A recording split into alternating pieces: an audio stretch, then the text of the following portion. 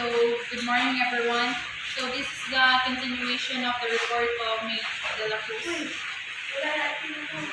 Article 238, abandonment of office or position.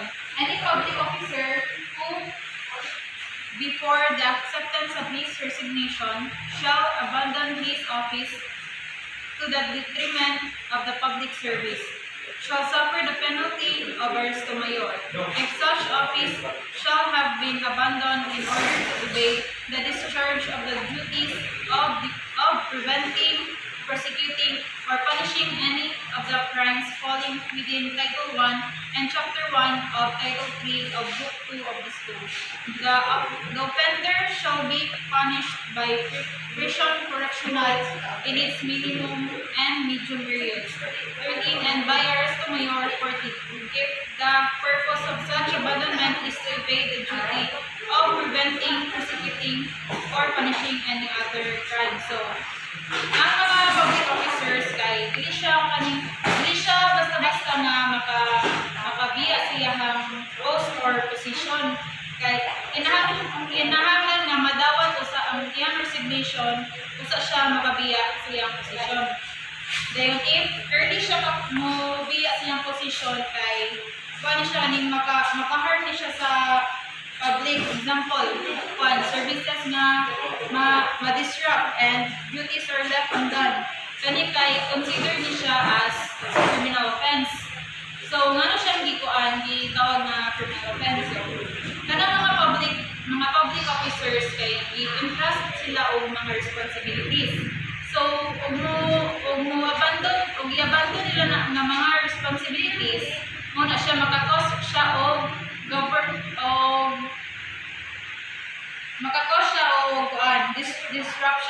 disrupt sa government operations or makakos harms to citizens relying on public services. So, ang mga elements sa Article 238 is that the offender is a public officer, that his resignation has not yet been accepted, and that he formally resigns from his position. Ngayon, last is that he abandons his office to the detriment of the public service. So, next is Article 239, usurpation of legislative powers.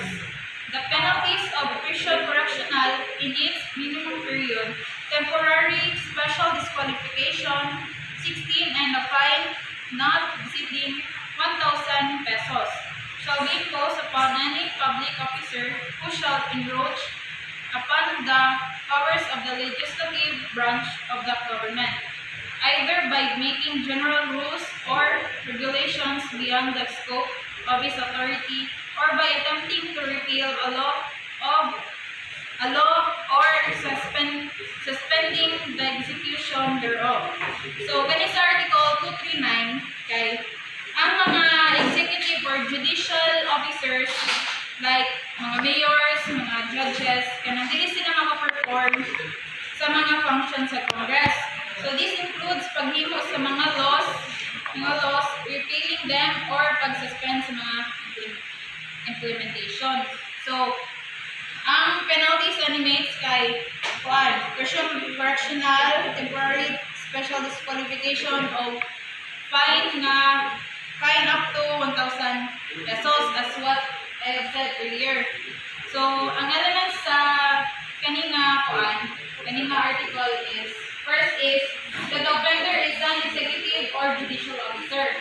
Second, that he makes general rules or regulations beyond the scope of his authority, or attempts to repeal a law or suspends the execution thereof. Next is Article 240, usurpation of executive functions. Any judge who shall assume any power pertaining to the executive authorities or shall obstruct the latter in the lawful exercise of their powers shall suffer the penalty of arresto mayor in its medium period to prison correctional in its minimum period. So,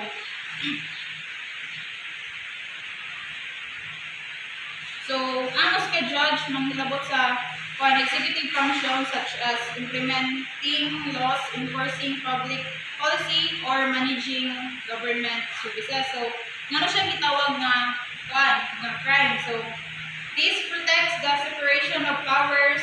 Each branch of government has specific roles. So, an overstep violates constitutional balance. So, ang elements ani is that the offender is a judge. Second is that he assumes a power pertaining to the executive authorities or obstructs the executive authorities in the lawful exercise of their powers. So, last is the Article 241, usurpation of judicial functions. The penalty of arresto mayor in its medium period to prison correctional in its minimum period shall be imposed upon any officer of the executive branch of the government who shall assume judicial powers or shall obstruct the execution of any order or decision rendered by any judge within his jurisdiction. So, kaning Article 241 is siya, baliktad yun siya sa Article 240. So, ang executive officer like mayor, mga department secretary, takes on judicial roles or non-prevents sa mga decisions from being carried out. So, penalties eliminates kay arresto mayor to kuan. Arresto mayor, medium period to prison correctional to its minimum period. So, ang elements ani kay that the offender is an officer of the executive branch of the government. Second is that he assumes judicial powers or obstructs the execution of any order or decision rendered by any judge within his jurisdiction. So that's all for my report. Isa po.